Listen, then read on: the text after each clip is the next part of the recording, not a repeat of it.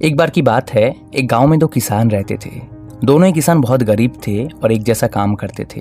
एक दिन जब वो दोनों किसान मरे और भगवान के पास गए तो भगवान ने उनसे पूछा कि हाँ बेटा बताओ, अब तुम अगले जन्म में क्या बनना चाहते हो, क्या चाहिए तुम्हें। तो उनमें से एक किसान ने बहुत गुस्से में भगवान से कहा कि भगवान, क्या घटिया जिंदगी दी थी आपने मुझे, कुछ भी नहीं था मेरे पास में। पूरी जिंदगी मैं बस एक बैल की तरह काम करता रहा। जो भी पैसा कमाता था वो आता था और कोई ना कोई मेरे से लेकर चला जाता था। मेरे पास कुछ भी नहीं रहता था। तो भगवान, अगले जन्म में कुछ ऐसा कर दो ताकि मुझे ना किसी को कुछ देना ना पड़े, बस मुझे पैसे मिले मिले मिले, हर तरफ से मिले। भगवान ने कहा तथास्तु, जा बेटा। भगवान ने दूसरे किसान से पूछा, हाँ बेटा तुझे क्या चाहिए। तो दूसरे किसान ने कहा कि भगवान, आपने मुझे इतना कुछ दिया कि मैं आपसे और क्या मांगू। मुझे एक अच्छा परिवार दिया था, एक रहने लायक घर दिया था, अच्छा खासा मुझे एक काम दिया था, अच्छा गांव था, खाने की कभी कमी नहीं हुई, मैं कभी रात को भूखा नहीं सोया। बस एक ही कमी रह गई मेरी जिंदगी में, मेरे दरवाजे पे ना कई बार कुछ भूखे लोग आते थे कुछ मांगने के लिए। बस कुछ ऐसा कर दो कि मेरे दरवाजे से कोई भूखा ना जाए। भगवान ने कहा तथास्तु, जाओ। दोनों का जन्म हुआ उसी गांव में। दोनों बड़े हुए। पहला आदमी जिसने कहा था कि बस मुझे पैसा मिले मिले मिले और किसी को देना ना पड़े, वो बना उस गांव का सबसे बड़ा भिखारी। और दूसरा आदमी जिसने कहा था कि मुझे कुछ नहीं चाहिए, बस कोई भूखा ना रहे, वो बना उस गांव का सबसे अमीर आदमी। इस कहानी से हमें ये सीख मिलती है कि अगर आप हमेशा खुश रहना चाहते हो तो उसका सिर्फ एक ही तरीका है, दूसरों को खुशी दो। क्योंकि जब आप दूसरों को खुशी दोगे तभी तो भगवान आपको खुशी देंगे। अगली कहानी।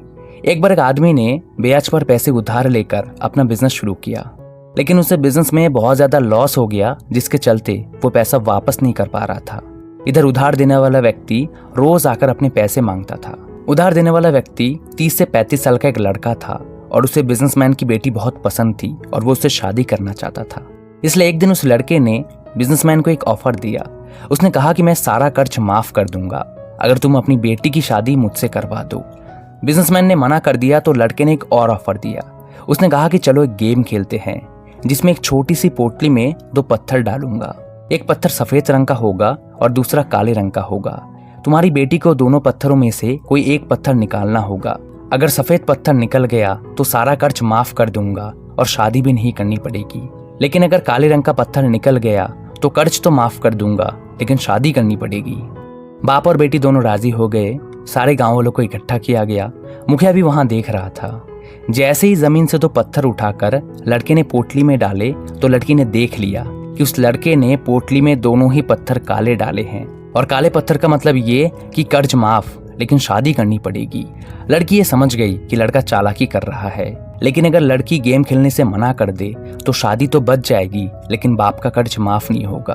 और अगर दोनों ही पत्थर निकाल के उस लड़के की बेइज्जती कर दे तो वो लड़का कभी ना कभी बदला जरूर लेगा।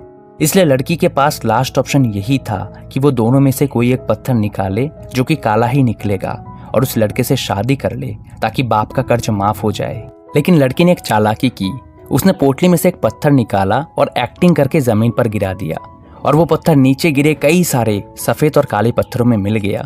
लड़की ने कहा कि अरे नहीं, ये मेरे से गलती से गिर गया। चलिए कोई बात नहीं, एक काम करते हैं, दूसरा पत्थर भी पोटली में से निकाल के चेक कर लेते हैं।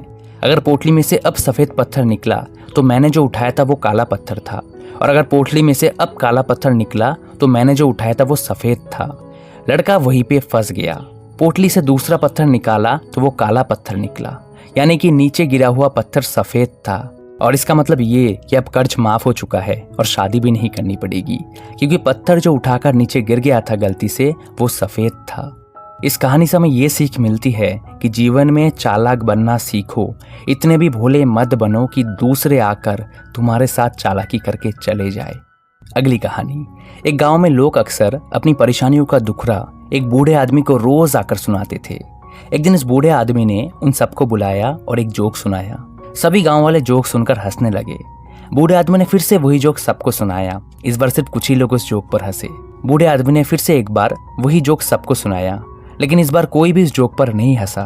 बूढ़े आदमी ने उनसे पूछा कि अब तुम लोग क्यों नहीं हंसे। तो गांव वालों ने कहा कि एक ही जोक पर हम बार बार कैसे हंस सकते हैं। तो बूढ़े आदमी ने मुस्कुराते हुए जवाब दिया कि तुम लोग ठीक कह रहे हो, लेकिन फिर एक ही परेशानी का दुखड़ा रोज रोज कैसे रो सकते हो।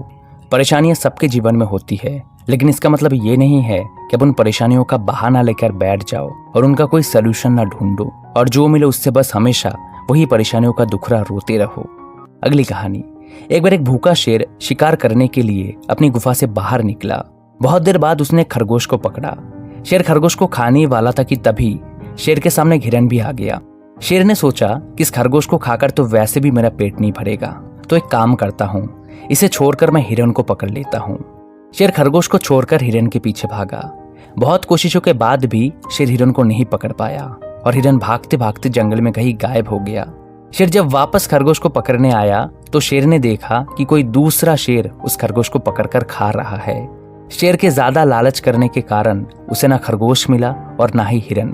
इस तरह हमें भी जिंदगी में बहुत से मौके मिलते हैं, लेकिन हम हमेशा उससे बेहतर के तलाश में या लालच में उस मौके को भी गवा देते हैं। हमें हर मौके को बेहतरीन समझना चाहिए और उसका फायदा उठाना चाहिए। अगली कहानी। ये कहानी है दो बच्चों की जो एक छोटे से गांव में रहते थे।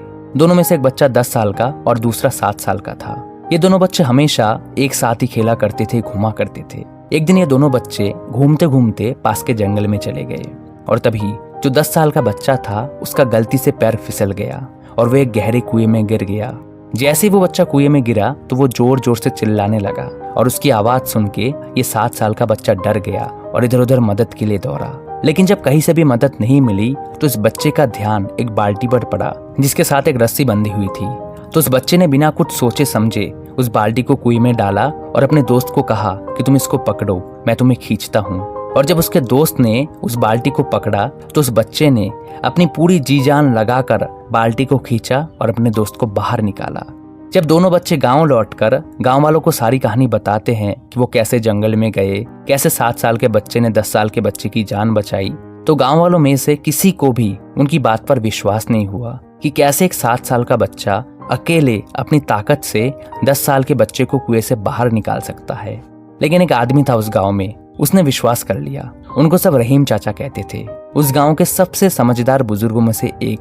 जब गांव वालों को पता चला कि रहीम चाचा को बच्चों की बातों पर विश्वास हो गया है तो सभी गांव वाले मिलकर रहीम चाचा के पास पहुंचे और उनसे पूछने लगे कि रहीम चाचा ये कैसे हो सकता है, आप ही बताइए, हमें तो समझ नहीं आ रहा। तो रहीम चाचा हंसने लगे और कहने लगे कि इसमें मैं क्या बताऊं, बच्चा बता तो रहा है कि उसने कैसे किया। बाल्टी को उठा करके कुएं में फेंका, उसके दोस्त ने बाल्टी पकड़ा और उसने रस्सी को खींचा और अपने दोस्त को बचा लिया। गांव वालों को अब भी समझ नहीं आया, वो आश्चर्य से रहीम चाचा को ही देखते रहे। फिर कुछ देर बाद रहीम चाचा ने मुस्कुराते हुए कहा कि सवाल ये नहीं है कि वो छोटा सा बच्चा ये कैसे कर पाया, सवाल ये है कि वो ये क्यों कर पाया, उसके अंदर इतनी ताकत कहाँ से आई। और बोले कि इसका सिर्फ एक ही जवाब है कि जिस वक्त उस बच्चे ने ये किया उस समय उस जगह पर दूर दूर तक कोई नहीं था उस बच्चे को ये बताने वाला कि तू ये नहीं कर सकता, यहाँ तक कि वो खुद भी नहीं, क्योंकि उस बच्चे को अपने ऊपर पूरा विश्वास था कि मैं ये कर सकता हूँ। जब हम भी जीवन में कोई बड़ा लक्ष्य निर्धारित करते हैं तो दुनिया भर के लोग आकर हमें भी ये ज्ञान देते हैं कि तू ये नहीं कर सकता। उस वक्त आपको ये याद रखना है कि आप जीवन में क्या क्या कर सकते हो या आपको खुद भी नहीं मालूम। बस खुद पर विश्वास रखें, लोगों की बातों को इग्नोर करें और अपने सपनों पर काम करें। अगली कहानी। एक बार एक हाथी अपने झुंड के साथ जंगल में घूम रहा था। तभी उसे रास्ते में एक सुअर कीचड़ से लथपथ मिला। हाथी सुअर को देखकर पीछे हट गया ताकि सुअर पहले निकल सके। ये देखकर सुअर ने अपने दोस्तों को जाकर कहा कि मैं इतना ताकतवर हूँ कि हाथी भी मुझे देखकर पीछे हट गया। ये बात सुनकर जंगल के सारे जानवरों ने हाथी से पूछा कि क्या ये बात सच है कि तुम उस सुअर से डर गए थे। हाथी ने सबको बताया कि मैं उस सुअर को अपनी एक टांग से ही मार सकता था, लेकिन वो सुअर पूरी तरह से कीचड़ में लथपथ था। अगर मैं उसे मारता तो मेरी टांग गंदी हो जाती, इसलिए खुद को गंदगी से बचाने के लिए मैं पीछे हटा था। इसी तरह आपको भी कभी कभी खुद को गलत चीजों से, गलत लोगों से बचाने के लिए पीछे हटना पड़ेगा। अगली कहानी।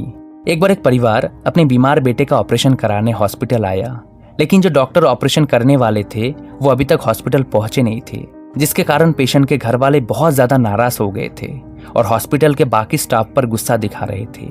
लेकिन थोड़ी देर बाद लोगों ने देखा कि वही डॉक्टर हॉस्पिटल में दौड़े चले आ रहे हैं। जब वो डॉक्टर ऑपरेशन थिएटर वाले लॉबी में आए तो उन्हें 5-6 लोगों ने घेर लिया और बातें सुनाने लगे कि कैसे डॉक्टर हो, हॉस्पिटल खोल लिया है लेकिन समय पर नहीं आते हो, अब आ रहे हो, अब इतनी देर से इंतजार कर रहे हैं, हमारा बच्चा ऑपरेशन थिएटर में है और आपको कोई चिंता नहीं है।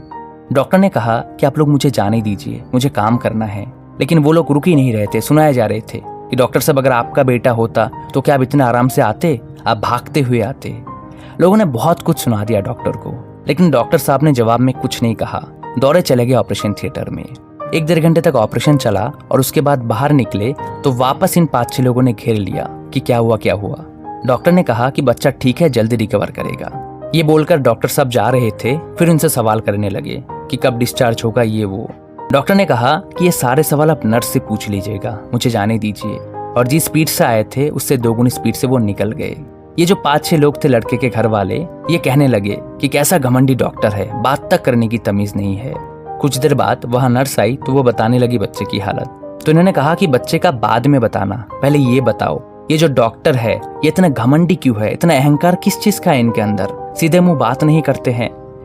नर्स थोड़ी इमोशनल हो गई और कहने लगी कि प्लीज आप लोग ऐसे मत कहिए, डॉक्टर साहब बहुत अच्छे इंसान हैं।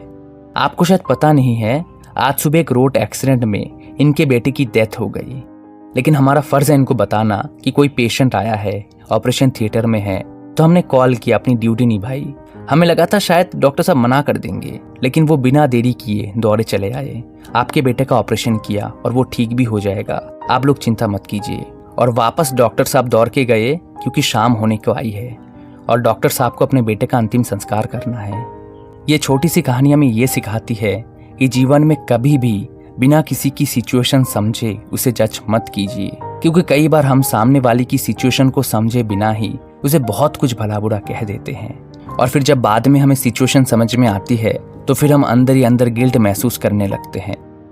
मुझे उम्मीद है कि इन 7 कहानियों से आपने भी बहुत कुछ सीखा होगा। कमेंट में जरूर बताइएगा कि आपको इन 7 कहानियों में से कौन सी कहानी सबसे अच्छी लगी। वीडियो को लास्ट तक देखने के लिए दिल से आपका बहुत बहुत धन्यवाद। हमेशा खुश रहिए, मुस्कुराते रहिए।